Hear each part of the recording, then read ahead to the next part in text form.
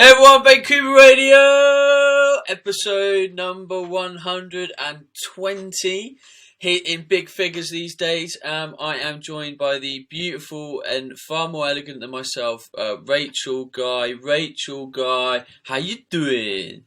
How you doing? I'm good. I'm not looking particularly elegant today, I will admit. I'm in my my Wimps Warrior t-shirt here. We've been, Wimps Warrior, for those of you who don't know, is a mixed martial arts or MMA reality TV show. I'm head strength coach on the show, and we've had a really cool day today. We've had a media day. So we've had a few newspapers come down to the gym and had to do interviews and stuff all day. So it was really cool, but I wouldn't say it was the glamorous side of me. The glamorous side is the athletic fox side. This is like the coaching side of me, which I like. I love getting my hands dirty in here. So it's nice to wear two hats. I would be the worst guy for that show. I'm Why rubbish at MMA, and I hate MMA. Actually, Benny, let me remind you of something. This time last year, when you and Phil came down to Australia, around this time last year, Yep.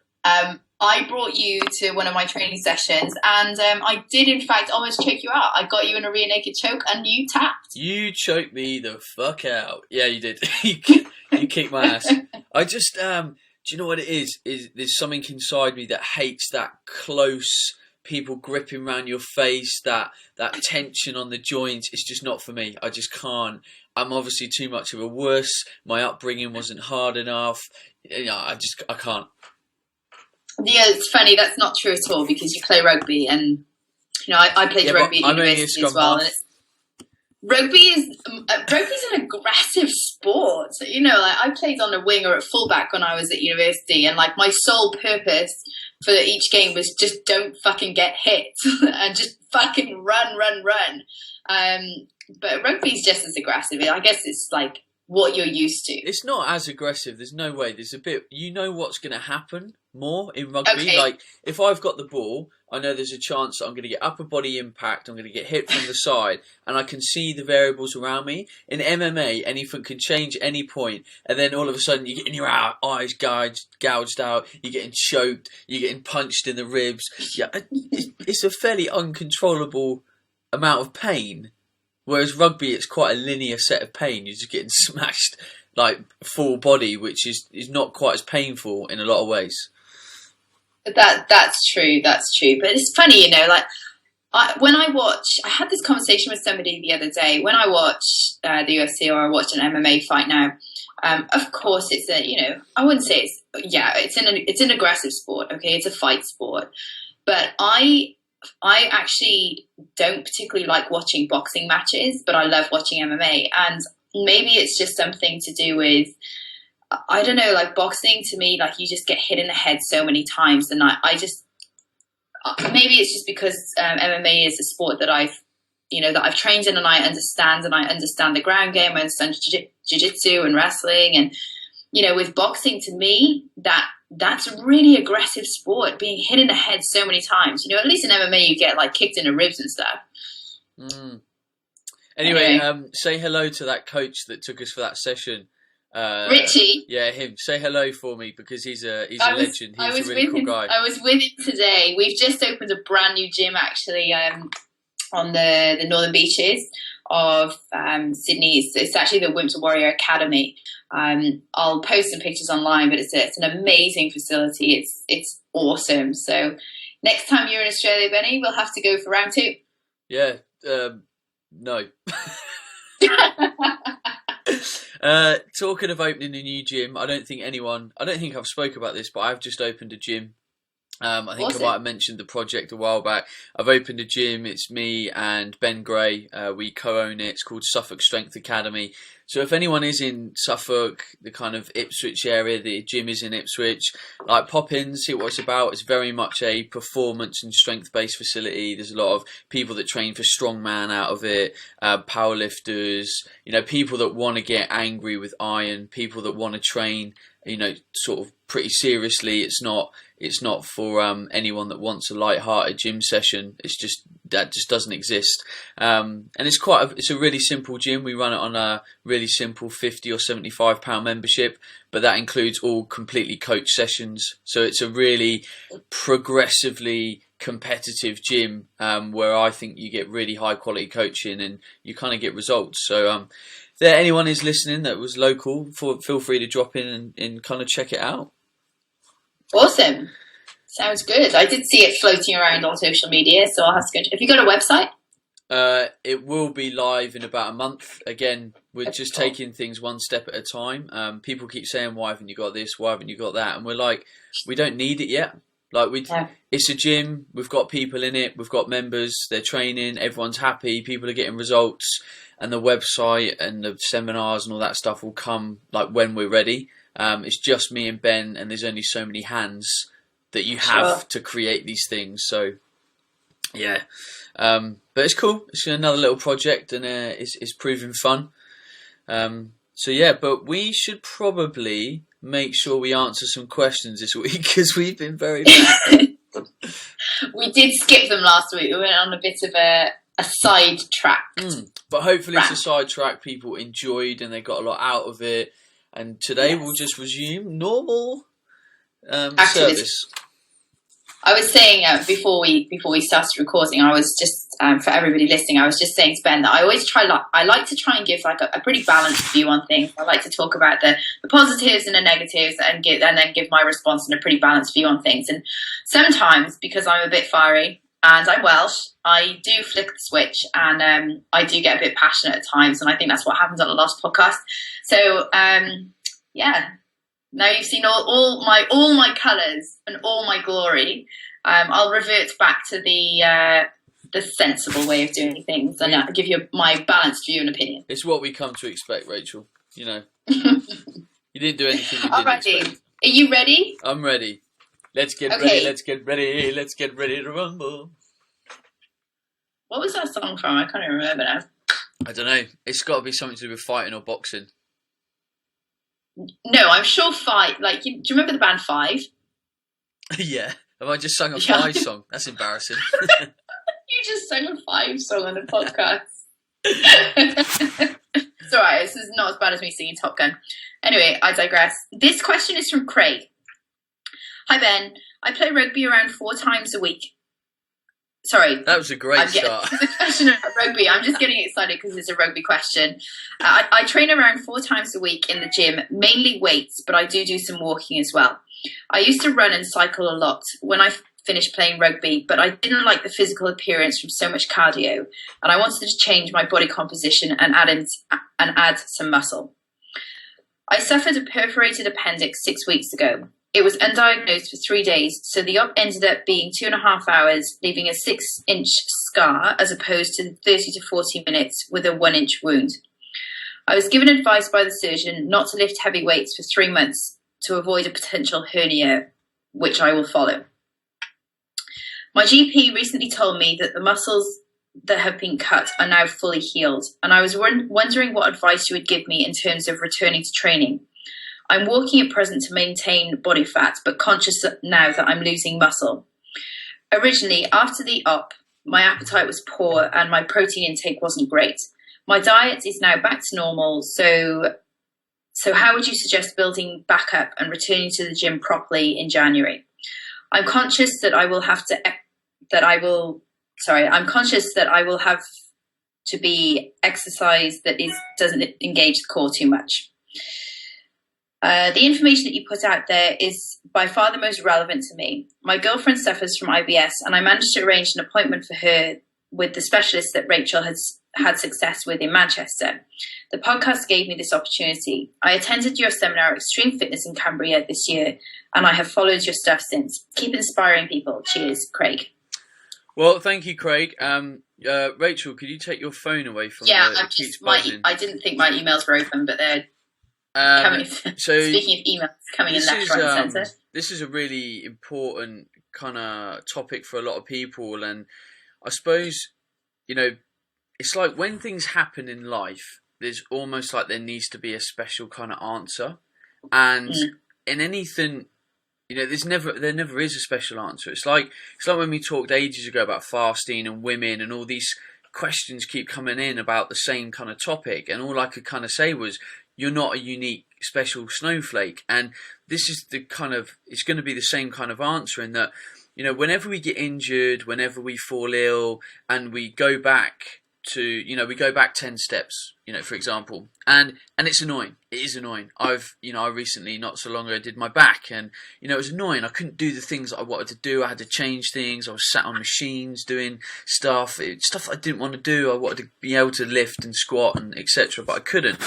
And the magic answer is, when you're injured, you get back in the gym and you literally do what you can. I would never go into the gym with like a program. If I was going in the gym with any kind of program, it would be from a physio. He said, right, these are going to be safe exercises, do this part of your rehab. Otherwise, it's kind of like, if you go to pick up a bar and you go, ooh, that doesn't feel right, then just spend that session sat on a chest press machine, sat on a leg extension machine, sat on a shoulder press machine. And sometimes when you're injured, and I used to be really critical as a coach when I was younger, because I came from the Czech way of thinking initially, and it was all about balance and being on balls and stimulating things and always doing things with free weights. And I'd see people on machines as part of football clubs coming out of like injury, and I'd be like, oh, they need to be squatting and moving and getting their balance back. But the problem is, when you're injured, you need to create as much stability in the body to allow you to create force in other areas, because your body can't create stabilization. You need to allow it to slowly bring back that form. So, my answer is literally do what you can. Like, if all you can do is a 5-minute run, do a 5-minute run. If all you can do is sit on a chest press machine, do that. And it's going to come back and you're going to get pissed off. There's no way about it. You're going to be annoyed that you can't go and lift 150 kilos for 5 reps or whatever, it is. And that's kind of it. I don't have another special answer. There's no right or wrong, and there's no, it's no black and white answer. It is a grey area, and I'm the same as you, Ben. I know we met on a Czech course many years ago, but it's one of those things that even now, sometimes if I've got a real beginner, and I do the same with injuries, I do isolation work before I do, I guess, integration work sometimes, particularly when you're dealing with something like this where you've had quite severe abdominal surgery. You are going to have to go back to the real basics, and I'll put my physio hat on here. You are going to have to go back to the real basics of core control, and your core being everything from not just your abdominal muscles, but your core being everything from, I guess, below. I would class your core as anything below your chin to above your knees.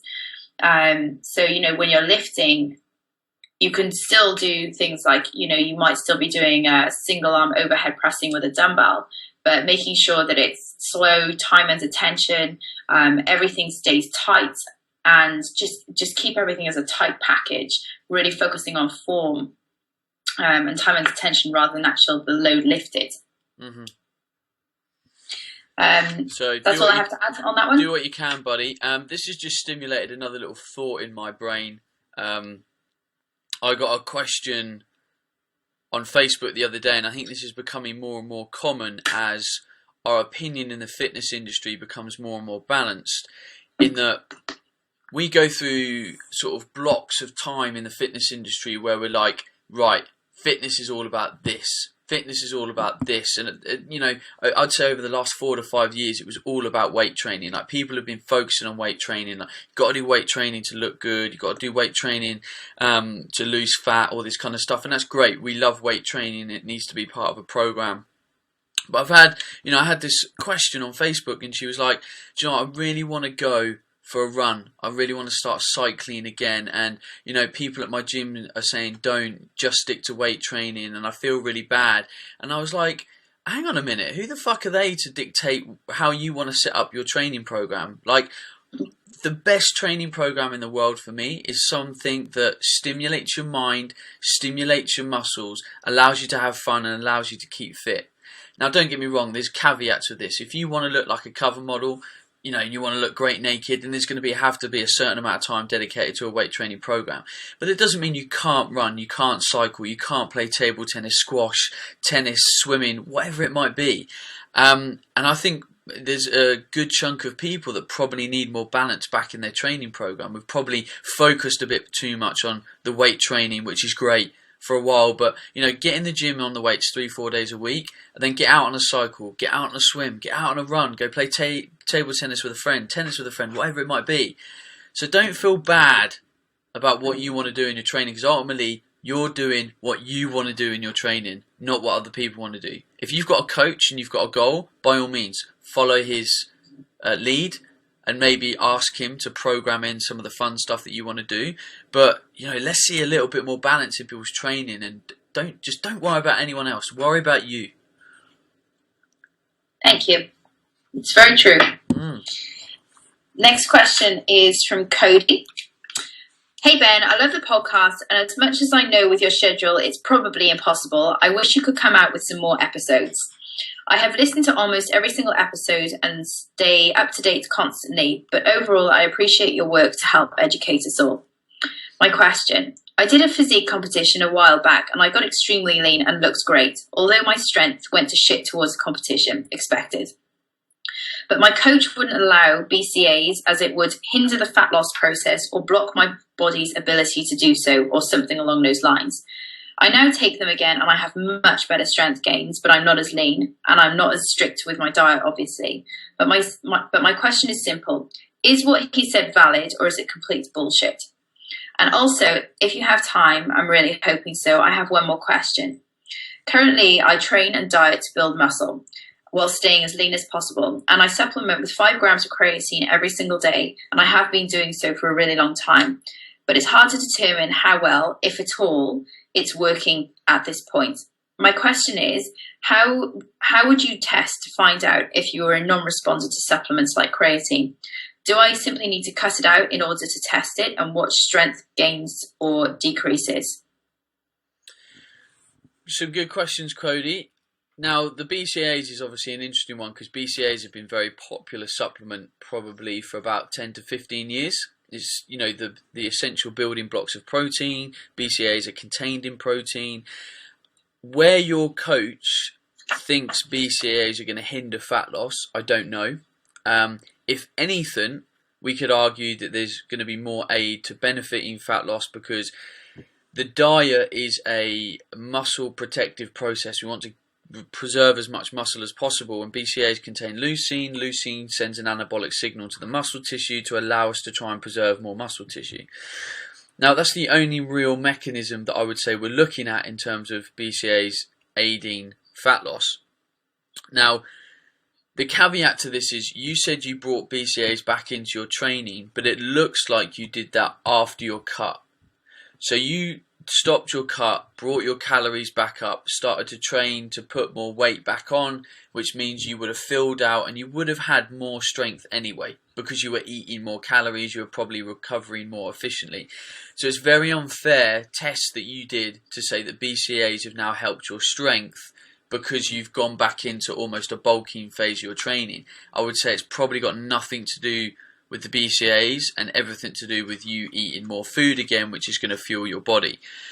So, I don't have a big problem with BCAAs being in the diet, but, there's a huge argument to say that they're largely unnecessary if you are eating consistently and with protein throughout the day. If you eat a chicken breast at 5 points throughout the day, 3 to 4 hours apart, you're going to be getting plenty of amino acids and plenty of leucine. So the use of BCAAs for me has to be either targeted around the training window, where we might argue that there is a slightly muscle protective effect having BCAAs in the workout window, and just enough to cover your leucine threshold, so probably about 10 grams tops during a training session. BCAAs in a meal or after a meal that you think was deficient in amino acids, as maybe low protein, it might have been a vegetarian meal. Otherwise, we could argue that it is a supplement that's not needed outside of a low protein environment. And then creatine, well, I think if you want to test anything, you just, like you say, you need to take it out and bring it back in. Some of the symptoms of creatine, in terms of to show it's working, is that your strength should go up slightly. Your ability to lift more over time, in terms of like rep ranges, because it will help to buffer lactic acid slightly in the bloodstream. It will also help you to lift longer. So if you take 50 kilos and usually you lift it for 9 reps and you happen to lift it for 11 and 12, and you think that's a bit more than normal strength progression, then that's it kind of working. And also your muscle tissue should look a bit fuller, because it brings fluid into the muscle. So your muscle belly should look a little bit swoller, a little bit fuller. But otherwise, yeah, take it out, do 3-4 weeks without it, bring it back in again and give it a fair test. And that's the only real way to know, apart from, getting in the lab and doing some funky stuff. But by all means, everyone can be non-responders from supplementation. Thank you. Thank you, Your Honour. And no further questions, Your Honour. This next question is from Nick. Hi Ben, I'm not sure if you read my blog out, but I haven't managed to listen to every single podcast yet, so I may have missed it. If you did, then it's a great honour for me. I came to your conference last weekend, and I was the idiot in the front row who asked the questions about dreaming and sleep talking, and about magnesium salt baths, and making a fool out of myself, demonstrating what happens when I made the bath too hot. I'm glad I asked the question though, as it did clear that one up for me. Rachel, let me just do a little demonstration for the audience. Okay. She won't mind me doing this. It's funny. She sort of did an impression of how you feel after bath salts, because if you put the bath too hot on bath salts, you won't actually absorb any of the magnesium in the bath salt, or zinc if you're taking our bath salts as well. But yeah, if you make the bath too hot, your body actually expels toxins. So the bath needs to be around 50 degrees for the body to actually start to absorb the magnesium. So it's really important to get the temperature right with a salt bath, which is why we write all these important instructions on our bath salts that we sell at TDT. Anyway, she sort of got up and she did an impression of like a zombie being tasered, and she was just like shaking around, like stood like a zombie, and it's really funny. And I had to sort of take the mick at the time, and sort of all the audience laughed and stuff. But yeah, anyway, I digress. It's really funny. I hope you've got it on video. You'll have to find it for me. She says, your conference was absolutely fantastic. I think this was well demonstrated, not least by the number of people who were prepared to travel hundreds of miles from Scotland, Ireland, etc., but as well by the calibre of people represented there, all to share their knowledge, experience, and guide each other. It was a really positive atmosphere for the whole weekend, and I loved it. Both days were just invaluable, and in terms of cost, it was incredible value for money. I cannot compare it to anything else that I have seen or experienced, even my university days. Despite being at Loughborough, which was fantastic for my education, and my education there was top notch. I think I was too immature to appreciate it at the time. Just a side note there, how I'm the same. Like, I was too immature to really appreciate university as well. Now, 2 years on from graduating, I look back and appreciate what I did there. But now I have a much better understanding of how to absorb and apply information. A learning curve, I suppose. This is why I'm now completely happy to invest in seminars, courses and conferences just like yours, because my education is in no way over. It's barely begun, and I find that incredibly exciting. I'm inspired to work hard every day, knowing that there are people out there like you and your coaches at your academy to helping people, sharing knowledge and aiming to create a better platform for the work we do as trainers and coaches. Sometimes it can feel like our job is just made harder by the media, celebrity endorsements of ridiculous diets and exercise programs, etc. But it gives me some great hope when we are all gathered together and we can have a voice, and there are great people out there doing great work to help people.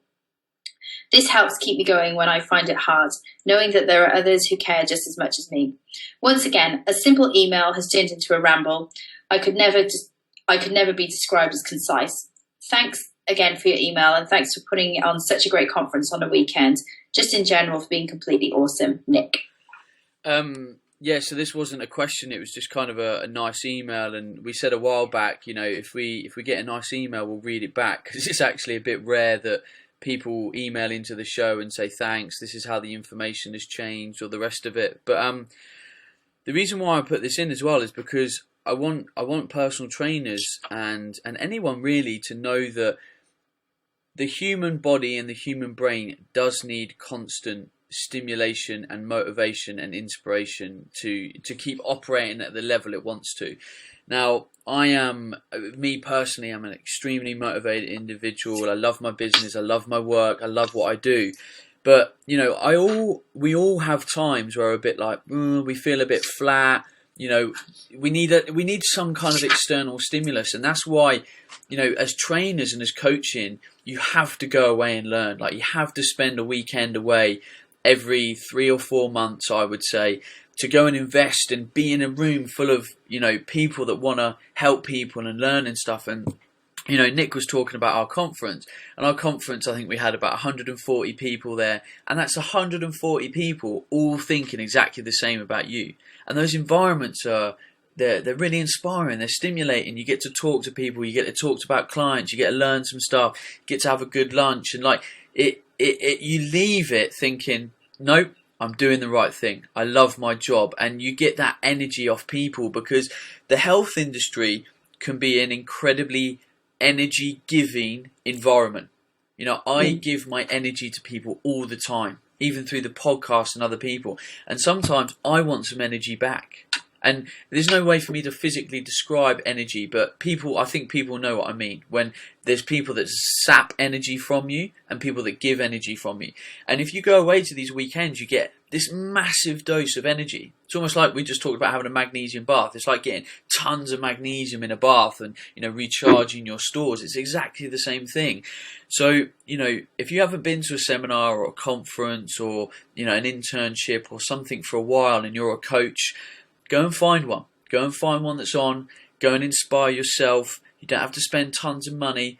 If you're not sure what's on, ask someone, ask a fellow coach. And anyone, as a side note, living in Ireland and Scotland will be up your way in May. So watch out for that. But we all need it. Don't think you're not bulletproof by not needing doses of inspiration in your day. 100% agree. Particularly, now I don't necessarily work in a gym full time anymore. I see, I probably do only 6 hours of face-to-face coaching every week. So therefore, it can be quite and I know there are a lot of trainers out there like this as well, where it can be quite a lonely environment to be in sometimes when you don't talk to people and you don't talk to other coaches and upskill yourself. And I do a lot of my upskilling now through private internships, and I pay for people's time one-on-one, and I still go to courses and things, but also a lot of my learning comes from actually teaching others. And I'm running a seminar on the weekends on training the female clients, and I'm talking a little bit about metabolic damage and metabolic adaptation and what happens when you actually diet and things like that. And making these things really simple, that's what's difficult. So, I've been doing a lot of research and reading, and that's how I get my education. So it is really important. And I do think that, Ben, I think you're right. I think certainly every 3 to 4 months, you need to be having a good sit down round table with some of, your top fellow coaches, even if it's just discussing case studies and things.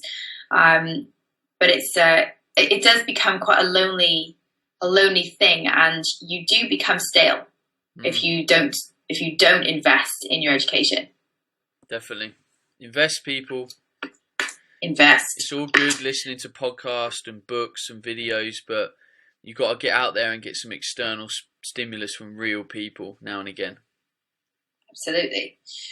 Okay, this question is from Lanyon. So this is Lanyon. I'm 14 from the Scottish borders. Can I just apologise in advance for any spelling or punctuation mistakes, as I'm dyslexic?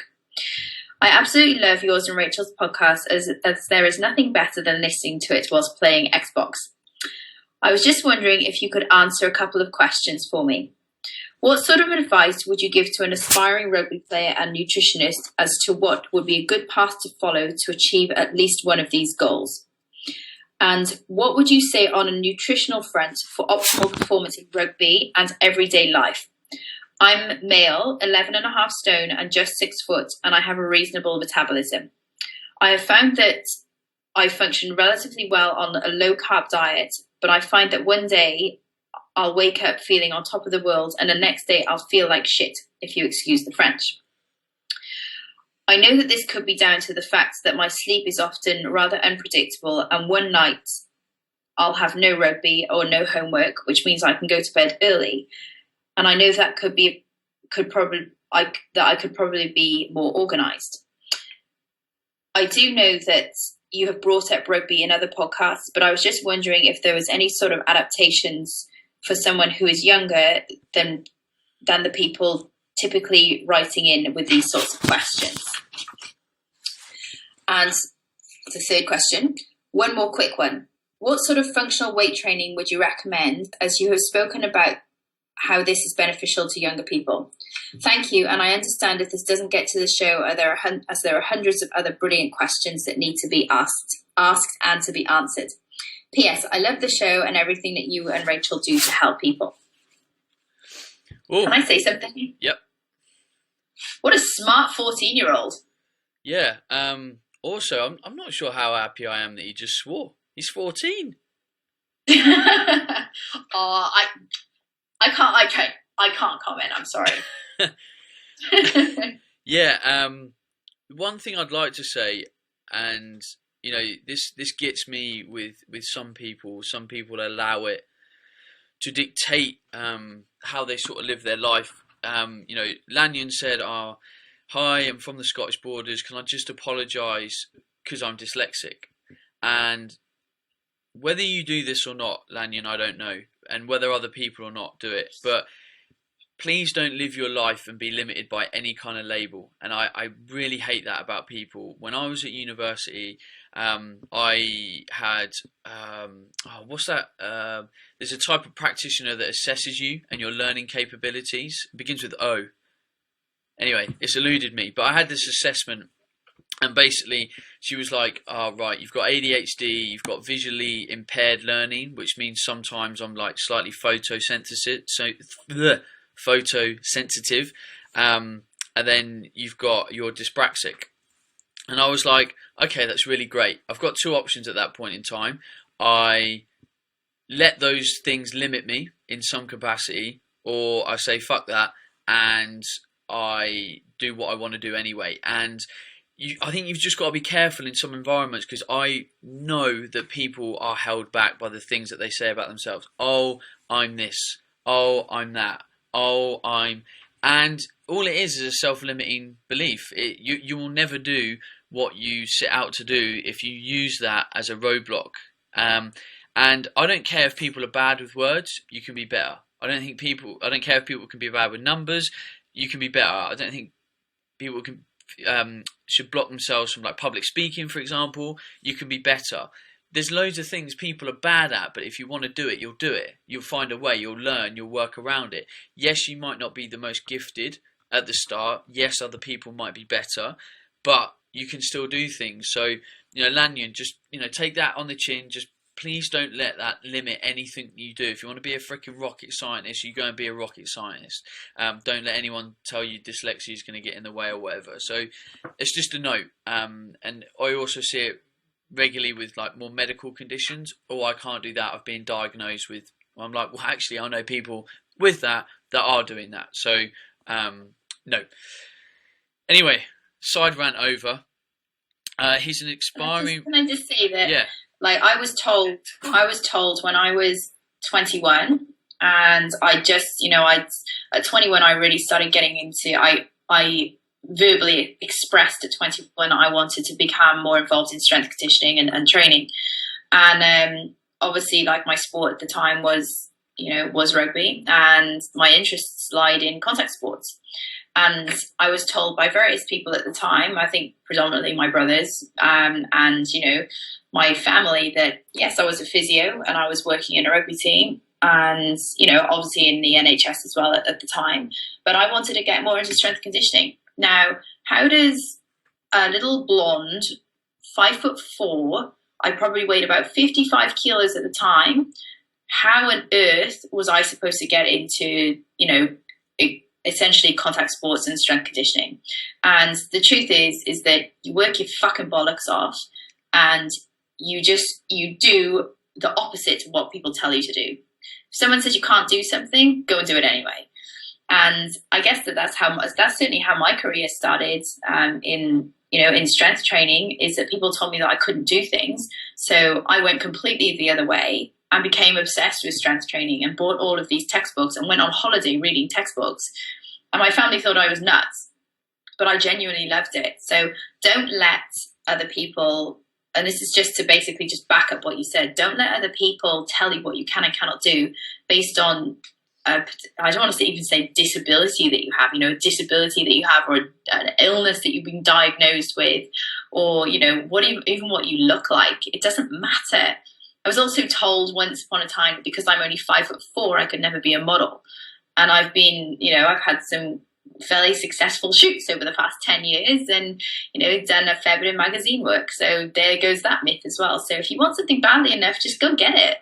And on the flip side, don't ever be that person that tells someone they can't do something. Even if you think they can't, don't disempower anyone. Like, give away energy, give away positivity. Let people discover themselves whether they can achieve the things that they want to achieve. Just don't ever be that person, because it's horrible. It's not nice. You don't have the right to tell people that they can't do anything. It's not within your power. People need to go on their own journey of self-discovery. So don't be that guy or girl.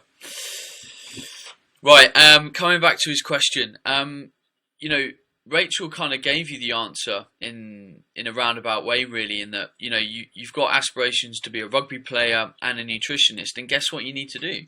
You need to spend extra time working on your rugby. My coach always screams at us for this. He goes, you want to get better? You need to do extras. He goes, there's only so much I can do with you in the 3 hours I get you for training. Your passing needs to be better. Your tackling needs to be better. Whatever it needs to be that needs to be better, you stay back later. You get here earlier. You put an extra session in. And that's what it takes to be better at anything. You need to put aside extra time. If you want to be an inspiring nutritionist, start getting your head into some books. You're already halfway there by listening to this podcast and maybe listening to other podcasts. Start doing the things that you need to do to get there. So, that is my advice. You just need to work to acquire knowledge and develop skills at this stage. And then as you grow up, you're only 14 at the moment. As you grow up, you'll find a more strong path. You'll know where you want to maybe specialize or put your energy even more, and do that.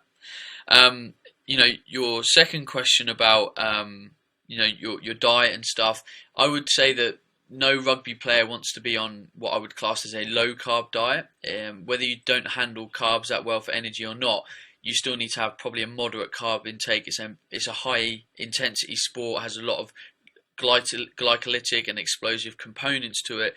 So you need to know how to moderate that. You're also a growing lad. You probably need a lot of fuel. You need to be eating up. And, if you've got days in your week where you don't have anything on, but you've got days in your week where you've got a lot on, spread the load. Do your homework a day early. Don't do it the day before it's due, which I know is hard because we all like to work towards deadlines. It puts pressure on us, and that's natural. But, if you're spending nights where you're going to bed late, and then you're spending nights where you're going to bed early, and you find that does have an effect on your performance the next day, then moderate your load. I don't want to work 14 hours one day and 2 days the next. I'd rather just spread the load and enjoy both days. So it's the same kind of principle. So I think, to help with your recovery, you just probably need to be a little bit more organised and diplomatic about things. Sit down, write down, right, when's rugby, when's homework due, when's this got to be due, and look at where your time slots are in the week, and just become more organised. And you'll find that everything else will become easier the more organised you are. And I know it's not a natural trait when you're young. When you're 14, you just got no care in the world. You go to school, you play some Xbox, you chill out. But, if you've got aspirations to do things and develop skills, you're going to need to be a bit more organised and a bit more driven, because it's all on you. It's on no one else. It is on you. And there was a third question. Oh, and what sort of functional weight training? Yeah, so 14, I would say, is the perfect age to start developing motor skills and strength and coordination. And I think Rachel's probably more qualified to answer this, but I would say that at this point in time, you'd want to find a good practitioner. that can show you how to train really well with your body weight and load your body weight, and then move on to some of the big compound moves to learn how to develop strength. What do you reckon, I've got nothing further to add to that. I would definitely recommend getting a coach who is qualified in this area, because it's something that, you know, we can talk about online and we can talk about on the podcast, but it's actually the coaching side of it, the being there face to face and the one-on-one, and the tiny technique cues that you need, particularly being so you know, I don't want to sound, you know, demeaning, but it's, you know, particularly being so young, it is so critical to get movement patterns correct at this stage. Because what happens is that if you do start loading, you say, for example, you start back squatting at this age and you load then a faulty movement pattern, it's very, very hard to coach out of. So if you can get yourself a really good coach who's used to youth rugby, then that would be massively beneficial to you. But body weight training, heaps, chin-ups, push-ups, all that kind of stuff, go for gold. I think what you're going to have to do is do a little bit of investment. We talked about this on the last show. You're 14 and you're going to have to speak to your parents to say, Mum, Dad, I really want to, you know, do this. Can you invest in it? And it's what you have to do. And even if you went to a practitioner and they spent 2 hours with you going through loads of stuff and it cost you 60, 80 pounds, that's 60, 80 pounds that will be so worthwhile to teaching you how to control and develop your body to lead into a successful rugby career. And, you know, you could maybe have that session and use the tips that you got from that session to train for a whole year before you had to invest again.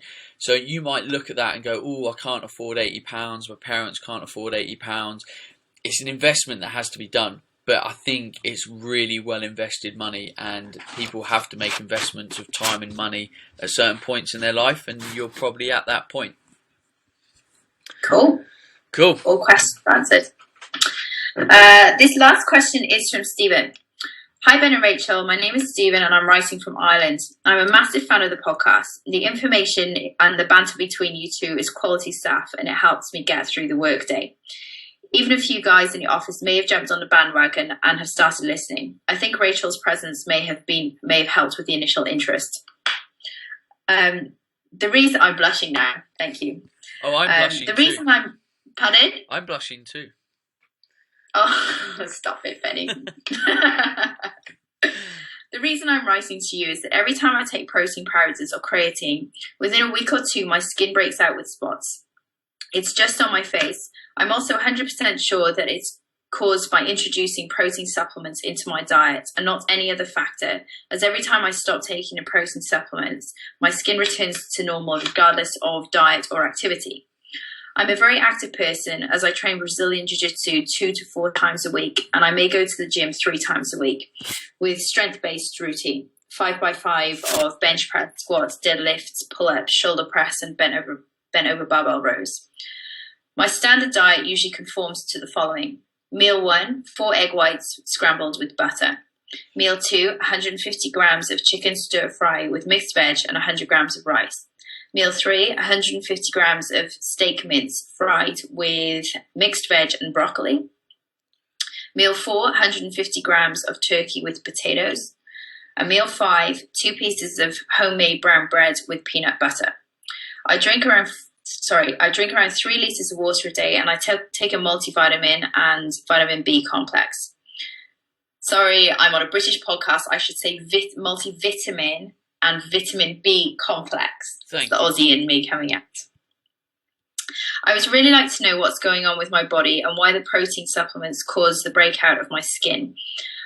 I like taking shakes as it is far more convenient for after training and hopefully aiding in my goal of gaining lean muscle and a more muscular physique. I'm 24 years old, 82.5 kilos and 6 foot tall. It is vital I gain muscle and strength as I compete in the under 90 kilos weight class. Any information on why this is happening, or if I should just give up taking these supplements and concentrate on having a better controlled diet to meet my goals, would be much appreciated. Keep up the good work. Thanks, Stephen. Whoa, right. Let's get away from protein powders. Man, you need to eat some food. Like, I've just looked at your food, and I mean, I sit on my ass all day, but I still train intensely in the evening. And if I ate that food, I would be hungry all day. And I have the exact same statistics as you. You weigh the exact same amount as me. But I probably eat, unless you're eating an insane amount of vegetables or whatever, but I probably eat, a good 2/3 more than you do. If you're competing in under 90 kilo class and you're 82 and a half, put some tin on, boy. You need to just start eating a lot more. I don't know what your calorie intake is from that, but it's only going to be around 2,000 looking at it. I would start having 6 whole eggs for breakfast with butter, so get the yolks in there. I would be having more chicken, more fats with the meals. Yeah, you've got a huge window and you're training intensely. I honestly don't know how you do it. I think your recovery is going to be impaired on that fewer calories. And then aside from that, it's a bit hard to tell whether you've got any other dairy symptoms, because the diet that you listed, you don't actually have any other dairy in it apart from butter, and butter is very low in any inflammatory properties because it's largely just a fat, so there's no proteins or lactose in it. Now, I bet my bottom dollar that you're probably problematic with dairy in some way, and dairy very commonly results in skin breakout, so spots, eczema, psoriasis, that kind of stuff. So, look, you've found out yourself that if you take it, it's problematic. Don't take it. Find a vegan protein source. If you want a really convenient thing to take after training, have a pint of milk. Have a pint of goat's milk if you find cow's milk problematic. Milk is a fantastic post-training drink. It's better than protein shakes. Milk is, the research has shown that. For years people were banging on about chocolate milk. Again, I think because of the added sugar, because of the chocolate and the sugar that they put in. But again, chocolate milk is a great recovery aid. So maybe try that. So please, I'd really work out what calories your body needs to start functioning optimally. Start eating way more, and I bet your training intensity is going to go through the roof if you start eating properly and maximizing the amount of food your body can handle. I'm just looking at that intake now. That's probably, in terms of the protein intake, it's probably what I have at, I'm weighing in at 60 kilos right now, and I'm dieting for a shoot in 6 weeks. So that's pretty much that's very similar to my diet right now, but I have more fat. Yeah, I mean, I'm working it out quickly right now. Bread, peanut butter, 300. So yeah, I was right. We're just under about 2,000 calories. This guy needs to eat like literally 1,000 more. Yeah. And then that's easy to get in, Stephen. Like, you just need to add in, just keep the yolk in your eggs and add 2 more. So it's 6 eggs with butter, and there's a lot you can play with there. Definitely. And if you're unsure about increasing your calories, I've got a video on YouTube called How to Maximize Your Calorie Ceiling, or How to Increase Your Calorie Ceiling. Watch that. Slowly work your calories up. Trust me, your performance is going to go through the roof. Awesome.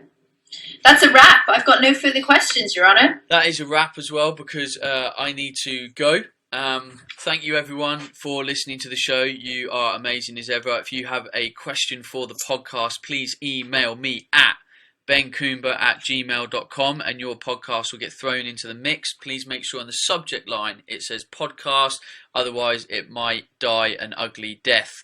If you like Rachel, as we all do, have a visit of the athleticfox.com or the athleticfoxblueprint.com, or is it .au? No, it's international. WeGo.com. I'm so international, baby. If you like my stuff, you know I am. I'm Ben Coomber. I'm everywhere. I'm bencoomber.com. Anyway, thanks for listening to the show. It's goodbye from me.